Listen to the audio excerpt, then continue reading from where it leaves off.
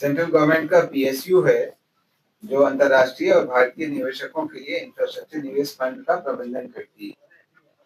माध्यम से राज्य के विभिन्न परियोजनाओं में सहायता प्रदान होगी और इसमें जो इनका कार्य क्षेत्र है कि क्या राजस्व मॉडल होगा, जैसे बिल्ड ऑपरेट ट्रांसफर इत्यादि ये सब, और किन किन क्षेत्रों में ये कार्य करेगी, जैसे रोड है, इंफ्रास्ट्रक्चर है, ये सब इत्यादि। अगला एजेंडा है national stock exchange of India limited Mumbai द्वारा बिहार के युवाओं के सशक्तिकरण एवं हुनर विकास हेतु विद्यार्थी कौशल कार्यक्रम संचालित करने के लिए एमओयू साइन करने की स्वीकृति दी गई। अगला एजेंडा मद्य निषेध उत्पाद एवं निबंधन विभाग का है, जिसमें बिहार दस्तावेज लेखक अनुज्ञप्ति संशोधन नियमावली 2025 की स्वीकृति दी गई। पूर्व नियमावली में इसमें कई संशोधन किए गए हैं। समाज कल्याण विभाग का अगला एजेंडा है, जिसमें मुख्यमंत्री भिक्षावृत्ति निवारण योजना अंतर्गत बिहार भिक्षावृत्ति निवारण नियमावली में कुछ संशोधन किए गए। सुप्रीम कोर्ट का आदेश था कि सांसर्गिक, कोढ़ी एवं पागल इत्यादि जैसे शब्दों का प्रयोग न किया जाए, तो उनके बदले दूसरे शब्दों को प्रतिस्थापित किया गया।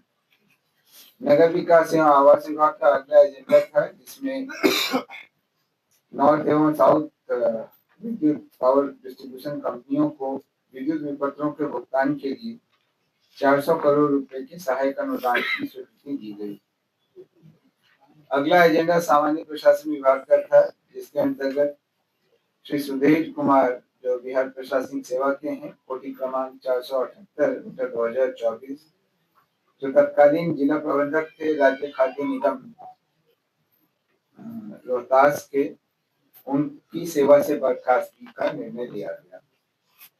अगला एजेंडा है, आप लोगों ने पहले सुना होगा, सामान्य प्रशासन विभाग का अगला एजेंडा है ऑपरेशन सिंदूर के दौरान शहीद बीएसएफ सब इंस्पेक्टर स्वर्गीय मोहम्मद इम्तियाज के आश्रित पुत्र श्री मोहम्मद इमदाद रजा की अनुकंपा के आधार पर नियुक्ति की गई थी।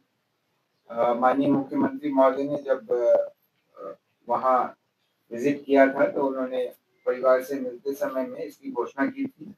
उसी नियुक्ति की घटनोत्तर स्वीकृति आज मंत्री परिषद द्वारा दी गई।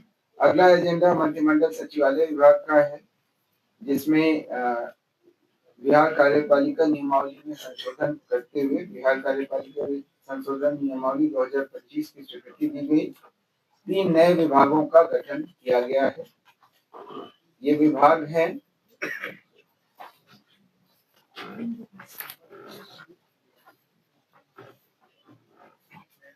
पहला है युवा रोजगार एवं कौशल विकास विभाग, दूसरा है उच्च शिक्षा विभाग, जिसमें शिक्षा से उच्च शिक्षा संबंधी कार्यों को अलग करते हुए, और तीसरा है सिविल विमानन विभाग।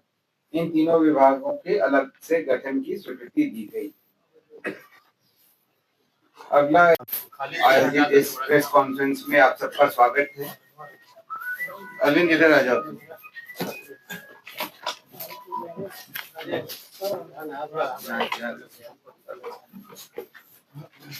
आप इधर आ जाइए।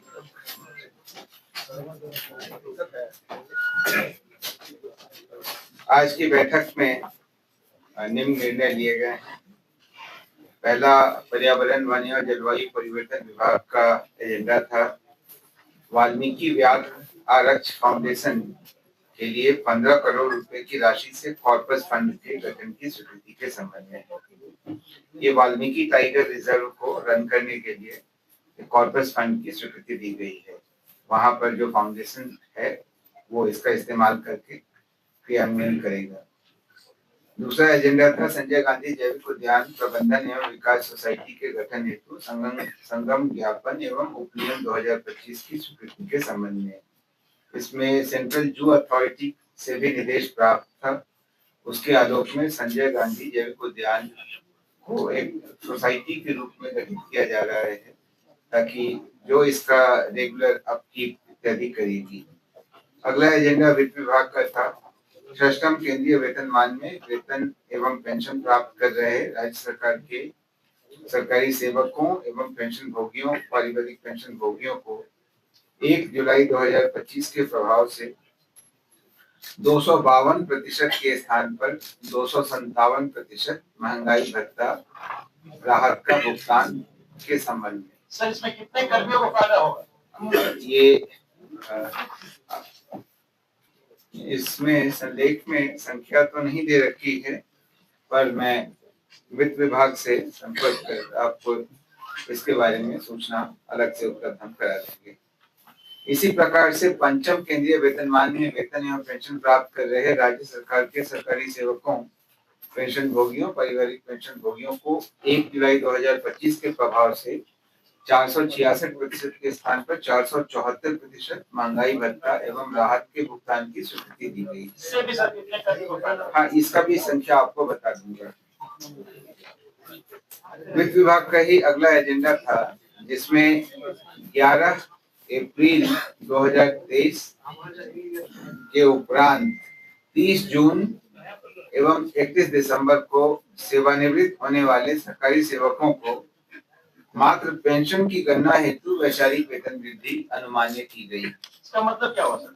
इसका मतलब ये हुआ कि जैसे मान लीजिए कि 1 जुलाई से वेतन वृद्धि मिलती और कोई 30 जून को रिटायर हो रहा हो, तो उसको एक इंक्रीमेंट कम मिलेगा। लेकिन कुछ मामलों में सुप्रीम कोर्ट में यह निर्णय हुआ कि चूंकि वेतन वृद्धि पूरे साल के काम के बदले दी जाती है और जो रिटायर हो रहा है उसने पूरे साल काम किया ही है, इसलिए वैचारिक तौर पर यह मानते हुए कि उसको वेतन वृद्धि मिल गई, उनका पेंशन इत्यादि का उस हिसाब से निर्धारण किया जाएगा। उनको फायदा होगा सर? बिल्कुल, उनको फायदा होगा, पेंशन में फायदा होगा, वेतन में कोई फर्क नहीं पड़ेगा, लेकिन पेंशन में फायदा होगा। अगला एजेंडा भी वित्त विभाग का था, जिसमें national investment and infrastructure fund limited के माध्यम से राज्य की विभिन्न परियोजनाओं में सहायता प्रदान करने हेतु एक एमओयू पर हस्ताक्षर करने की स्वीकृति दी गई। मैं बता देता हूँ, भूमि निबंधन से संबंधित दस्तावेज को तैयार करने के लिए बिहार दस्तावेज लेखक अनुज्ञप्ति नियमावली सबसे पहले 1968 में बनाई गई। इसको फिर बाद में 1996 में पुनः अधिसूचित किया गया कुछ परिवर्तन के साथ। इसकी कंडिका 4E में संशोधन किया गया है। लेखक अनुज्ञप्ति नियमावली तो 1968 में ये था कि लेप्रोसी प्रभावित व्यक्तियों को अनुज्ञप्ति प्रदान नहीं की जाएगी। बाद में जब 96 में बना है, इसमें लेखक को अनुज्ञप्ति हेतु अयोग्य नहीं माना गया है, लेकिन 68 वाले का निरसन नहीं किया गया था, तो इसीलिए अभी उसका निरसन कर दिया गया। जो कुष्ठ प्रभावित व्यक्ति हैं उनको भी अनुज्ञप्ति दी जा सकती है, ये संशोधन किया गया।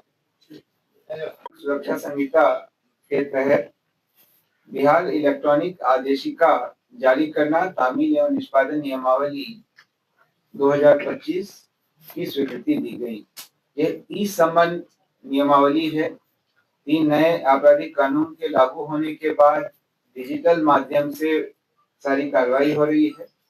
ICJS के तहत 4 नियमावलियां बनानी आवश्यक थी। बिहार में अब चारों नियमावलियों की स्वीकृति मंत्रिपरिषद से प्राप्त हो गई है।